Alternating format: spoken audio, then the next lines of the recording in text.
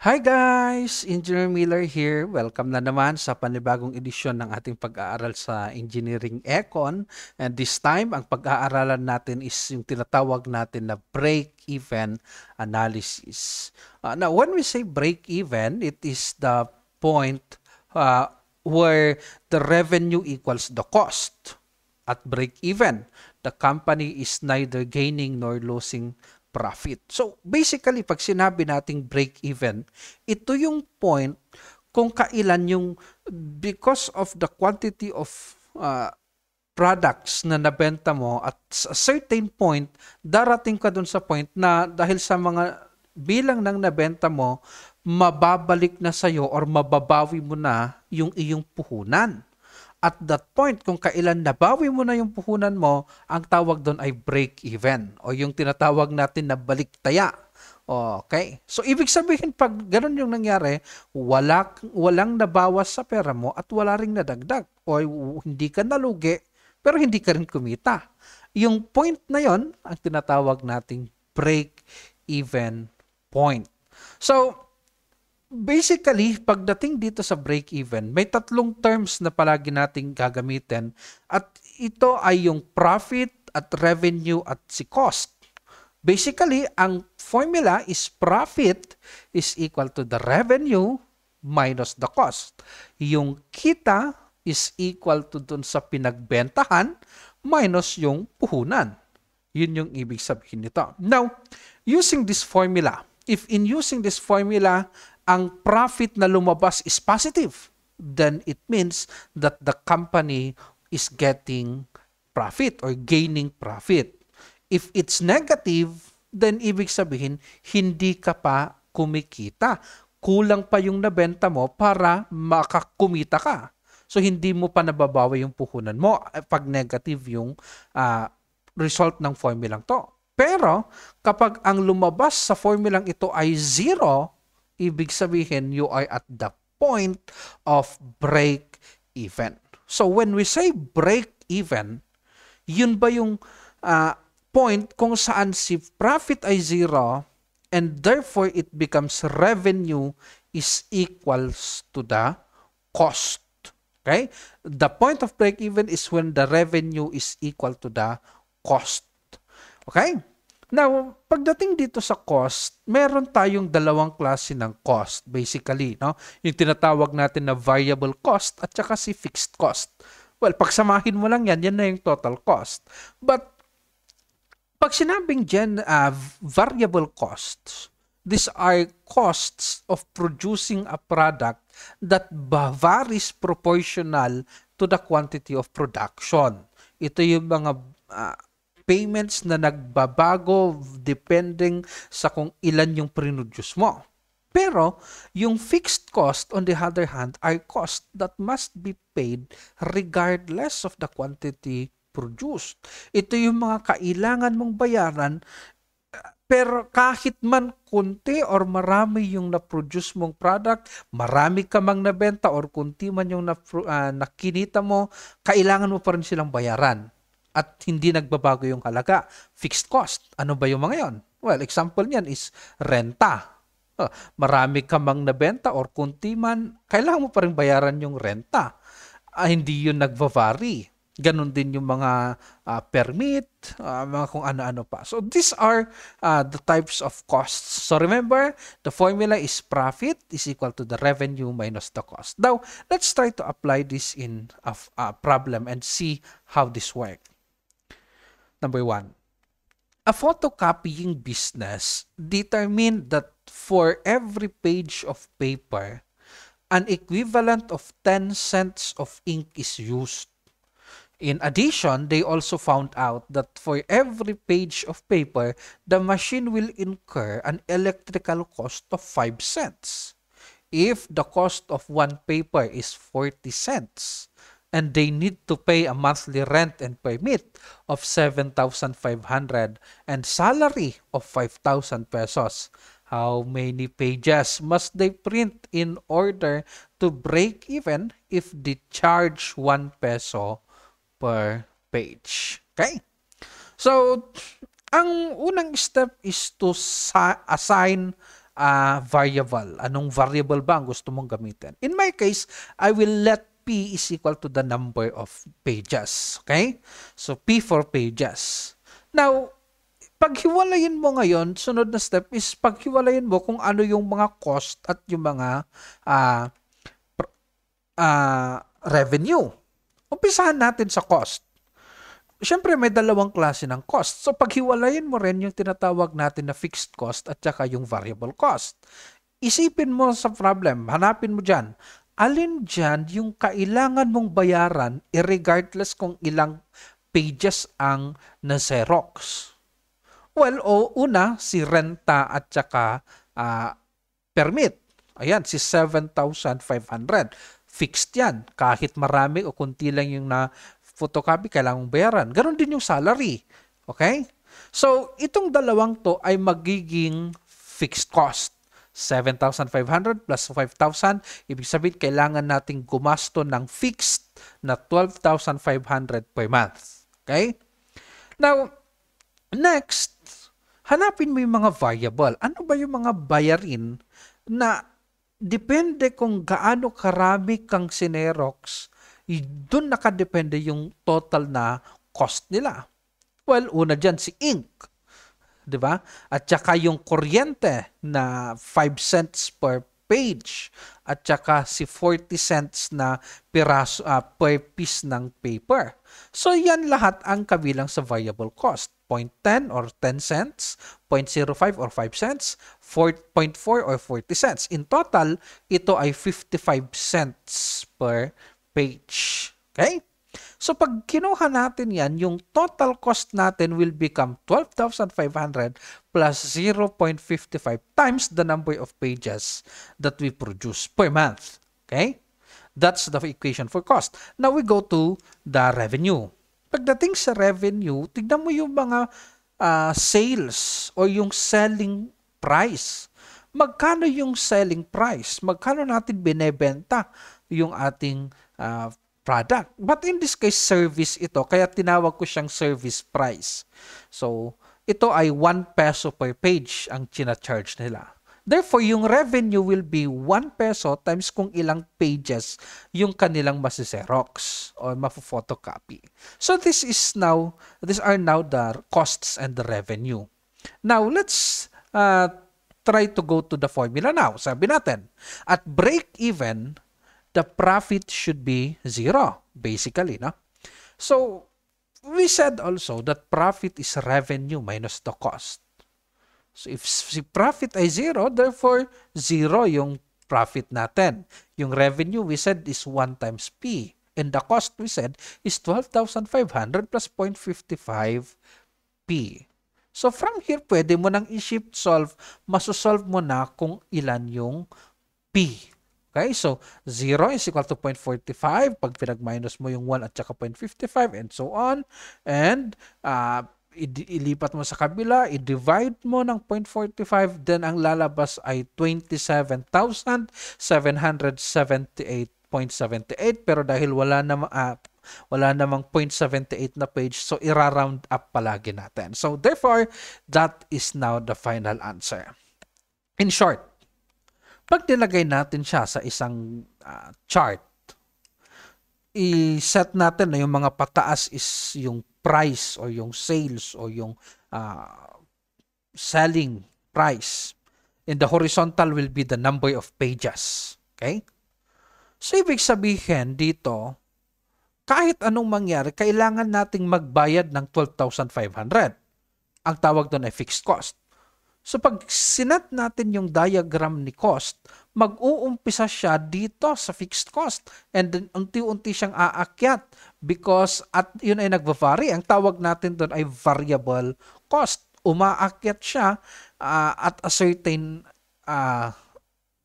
rate, which we call the variable rate. Okay?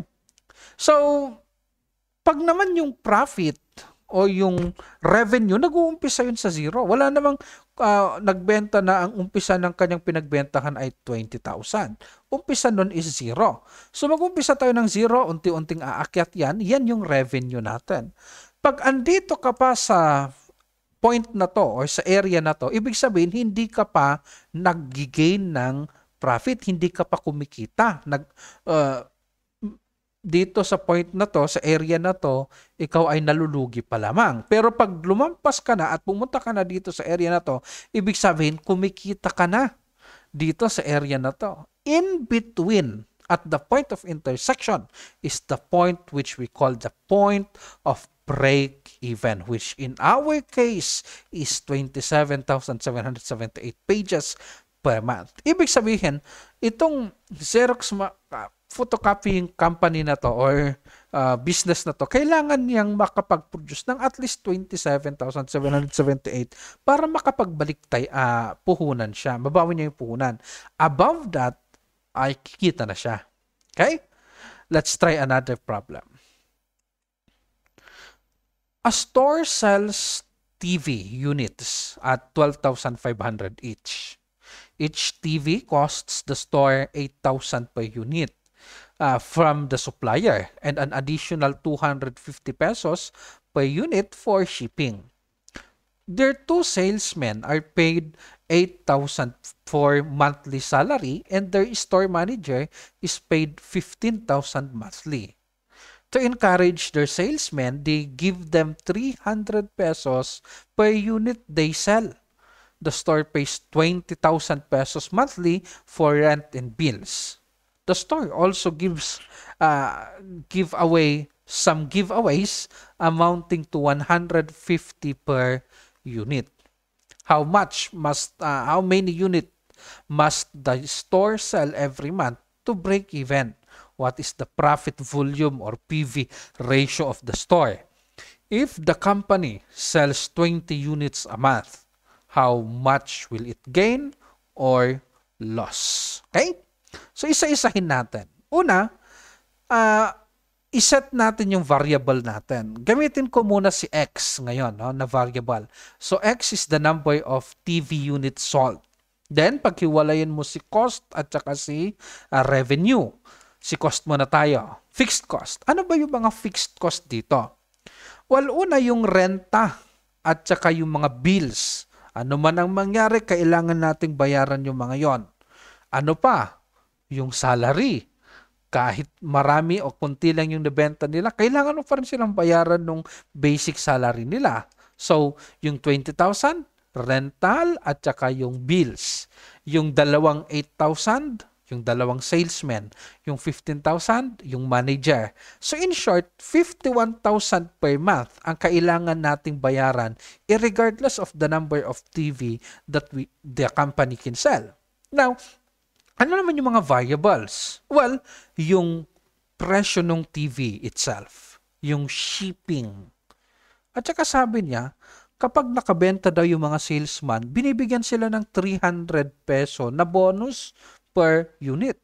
At saka yung mga products nila, pag nabenta nila yung TV, nagbibigay din sila ng giveaways na nagkakahalaga ng 150 pesos.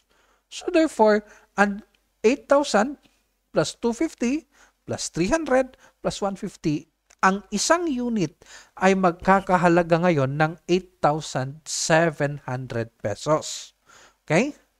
Now, punta tayo sa equation. Pagplasin mo lang, 51,000 plus 8,700 times kung ilang TV yung mabibenta nila. And for revenue, yung selling price ng isang TV is 12,500. So therefore, the revenue will be 12,500 times yung number of TV na mabebenta nila. Okay? Now, we go back to our basic equation. Sabi natin, ito ay break-even point. Profit is equal to revenue minus cost at ang profit ay 0. Revenue, 12,500x minus cost, 51,000 plus 8,700x. Pwede nyo nang i-shift solve dyan at ang lalabas ay 13.42 units. Pero wala namang 0.42 na unit, so i-round up mo na lang to 14 units per month. Palaging round up. Okay? Kasi pag round down, kulang, no? Kailangan round up. Okay? So, the answer will be 14. Kailangan nilang makapagbenta ng 14 pieces na TV para mabawi nila yung kanilang puhunan. Pag nakabenta na sila ng 15, ibig sabihin kumikita na sila. Pag 16 pataas, kumikita na yung company. Okay? Letter B, sabi niya, hinahanap kung ano yung profit volume ratio o yung tinatawag natin na PV ratio. Sometimes ito rin ay contribution over sales ratio. Ano pa bang ibang tawag dito, no? So, basically, pag sinabing profit volume ratio, ito lang naman ay yung contribution over the sales. Times, usually kasi ito ay in terms of percent. So, i-multiply mo ng 100%. So, contribution over the sales. Yung contribution basically ay, ibig sabihin lang nun is kung magkano yung kikitain mo sa isang unit na mabebenta mo. For example, tingnan nyo to. Yung unit natin is ibebenta ng 12,500. Kada isang unit, magkano yung puhunan ng isang unit? 8,700. Pag pinag-minus mo yung dalawang yun na yung contribution.